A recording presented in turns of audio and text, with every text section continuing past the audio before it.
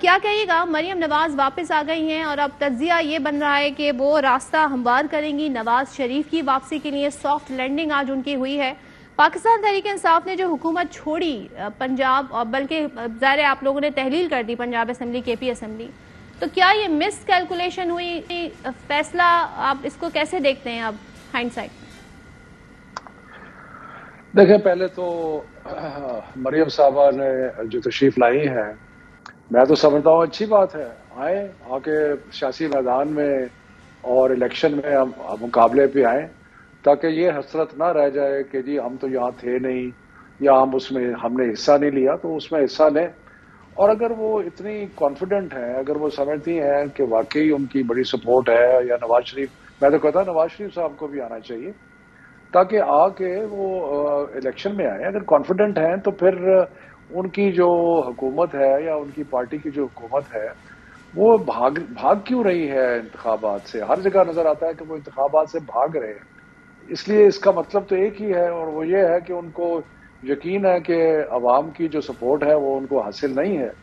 تو میں تو کہتا ہوں کہ آپ ثابت کریں اپنے الفاظ جو ہیں ان کی سچائی. مریم صاحبہ اور باقی جو ان کے کابرین کریں، الیکشن کال کریں، دودھ کا دودھ پانی کا پانی ہو جائے گا. تو آپ کے خیال میں ان کی واپسی اس بات کا اندیہ نہیں ہے کہ اب واقعی وہ سیاست میں متحرک ہونے آئی ہیں اور پھر نواز شریف کے راستے بھی ہموار کرنے آئی ہیں؟ تو نواز شریف بھی کل کو آتے ہیں، تو آپ لوگ تیار ہیں پاکستان تحریک انصاف؟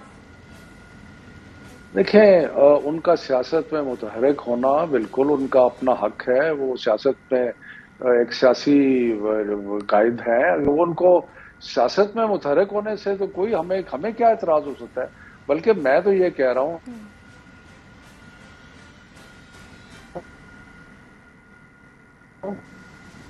بعد جی میں بھی ہم تو ہمارے ہاتھ بندے تھے، ہم نہیں کر سکے تھے وغیرہ.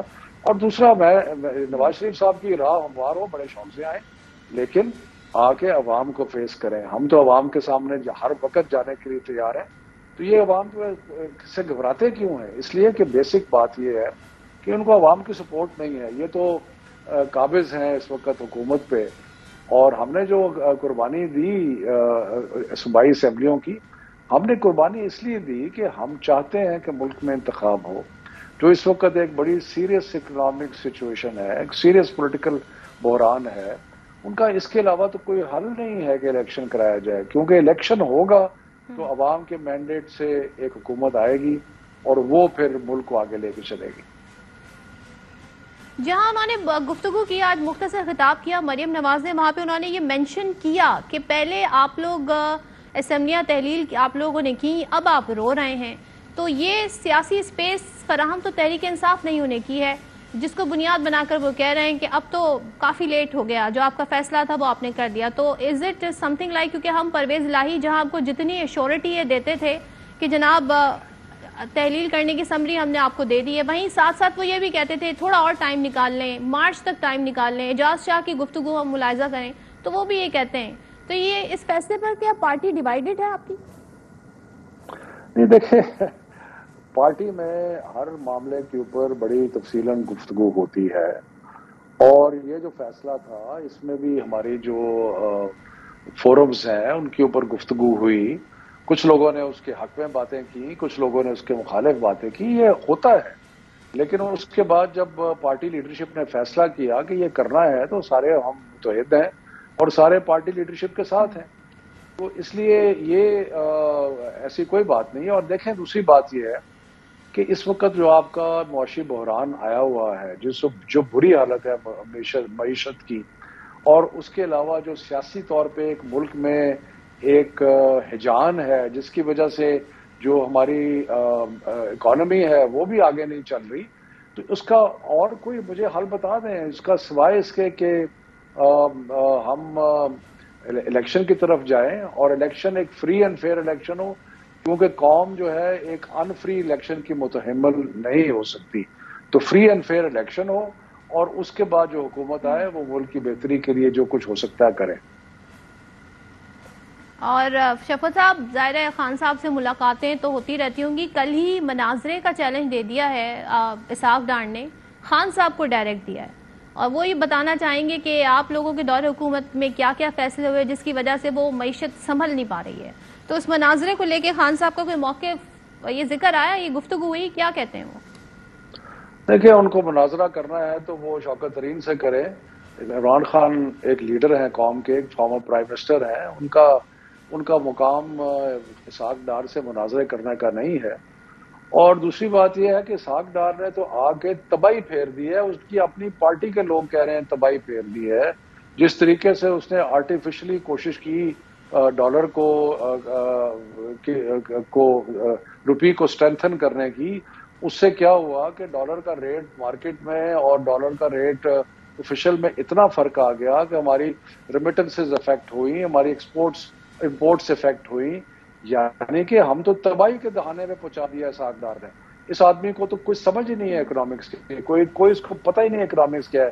جب بھی یہ آتا ہے, یہ obviously ان کی رشتہ داری ہے, رشتہ داری کی وجہ سے قربت داری ہے اور اس وجہ سے آ جاتے ہیں. ادروائز مفتاح کے بیان دیکھیں آپ, جو مفتاح نے کہا ہے جو ان کی اپنی پارٹی کا ہے, تو وہ ایسے تو نہیں کہا اس نے اس لیے کہا ہے کہ اس نے تباہی پھیری آگے اکانومی کی. فواد چودھری کا کیس جس طرح آگے بڑھ رہا ہے اس پہ کیا کہنا چاہیں گے؟ انہیں آج ریلیف نہیں ملا اور 2 دن کا مزید ریمانڈ دے دیا گیا ہے, کچھ کہنا چاہیں گے شفقت صاحب اس پہ؟